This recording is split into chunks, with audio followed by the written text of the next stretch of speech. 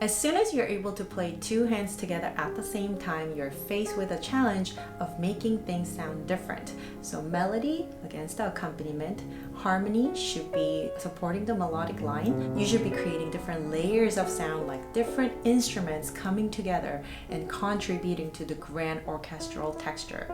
Well, this is very difficult at the piano because number one, it's just one instrument with one timbre basically across many different registers of the keyboard. And number two, we just have two hands having to do like 7 different things. In this piece that I'm working on today, Scriabin's Nocturne for the left hand, the left hand is doing it all. It's playing the melody, it's playing the counter melodies, harmonizing, it's playing the accompaniment figures, and playing the bass.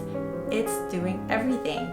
It's a beautiful piece, just around 6 minutes, but without the proper work on voicing, it can sound flat and uninteresting. So that's what I'm focusing on today. I'll break it down for you along the way so that you can apply the ideas to your own piece and in your own practice. Without further ado, let's get started. First, let's think about voicing in 2 dimensions. We can think of voicing in the vertical and the horizontal aspects. Vertical voicing is when we try to voice a note over other notes at a given moment in time, like 3 different notes making up a harmony when played together. So right here, the top note makes up the more important line, while the other notes make up a harmony that supports the melodic note. Horizontal voicing refers to how we project a line over a duration of time. At least 2 notes have to be played consecutively to make up a melody, so it'll always happen over the course of time. And this means what you do between any 2 melodic notes will affect how the melodic line is heard. And I'll talk more about what you can do between melodic notes to project the melody better. And too often, students think of it as the melody against everything else. But it's actually more than that. Here, it is an accompaniment pattern, and these notes make up a harmony. Here, it provides the bass. And here, it's the imitation of the primary line.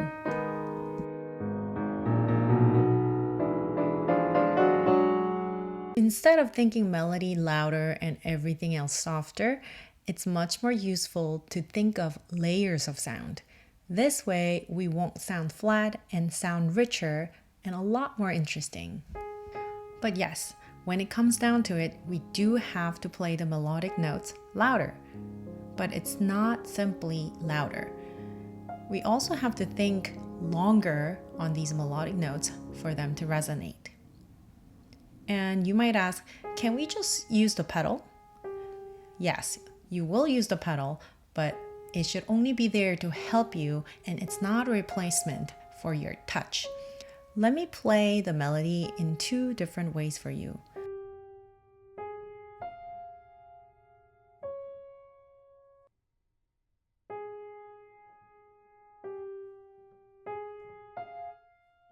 First way, I used the pedal, but I did not care about the lengths of the notes.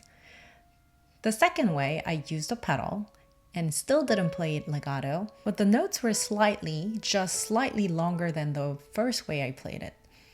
And I wasn't making them longer by an arbitrary amount. I followed through on each note using my arm according to the flow of the line. Hopefully you were able to hear the difference in how the notes connected better without actually making it legato. And of course the left hand has jumped down more than 2 octaves in just a 16th note duration. But it cannot just play and then jump down. If you just hit and run, you will 99.9% of the time, you will also hit that bottom note. So how must you move your hand across different registers without causing accidents? Well, let me break down the movement for you right now. First, you must hear the note. You must hear it as beautifully as you want to play it. Then you play it, and you follow through with your arm. We can't play the written duration, but your arm should play it as though it is going to play the full duration. Then, as quickly as you can, move down to the note. This is the part where you can practice. This movement can be practiced over and over again so that you can train your arm to move down really quickly to improve the speed. And now, this is really important. You have to be ready before you play this bottom note. For one thing, you want to make sure you're on the right note, but also that energy you use to jump down needs to have nothing to do with how you're about to press down that note. You have like a millisecond to lose that energy and be ready to go down on this note as gently as you can. Then play it. As you know, on our instrument, if you go down fast on any key, it gives you a loud sound. The opposite, if you go down slowly, it gives you a soft sound. So that's why what seems like a simple transition must be broken down into multiple steps. It's at least 3 different channels of energy. The melodic note is played with weight, with a follow-through of the arm. The transition happens as quickly as you can, with a short burst of energy. Then you must be very gentle and slow in how you depress this bottom note. Now let's think about some musical tools we can use to help us out. We can play tricks like we are illusionists at the keyboard. We can use time to our advantage by using slight rubato. Instead of playing the 16th notes strictly in rhythm,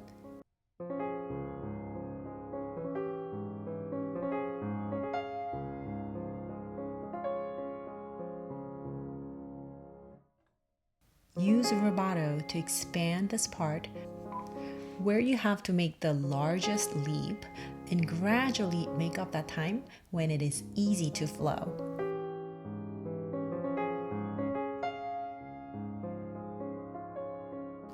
But bending time like this needs to be attempted only when you know the proper pulse and the rhythm.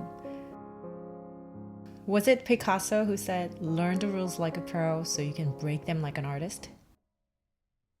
If you just use rubato at your convenience without understanding the pulse, it will result in a chaos. We certainly don't want them for a nocturne, especially. And this is the most important point. You will only be as good as what you can imagine. So keep listening to yourself. If you want them to hear the melody, then keep following the line yourself in your head. What you attend to while you're playing will matter in the result. So keep singing it as beautifully as you can while you're playing it. Of course, not out loud, but in your head. It seems obvious that you should listen to the melody, but you will quickly notice that it's hard to pay attention when your fingers are playing something else. But like everything else, this too is a skill which can be practiced. Play through the piece and stop as soon as you lose your melodic line.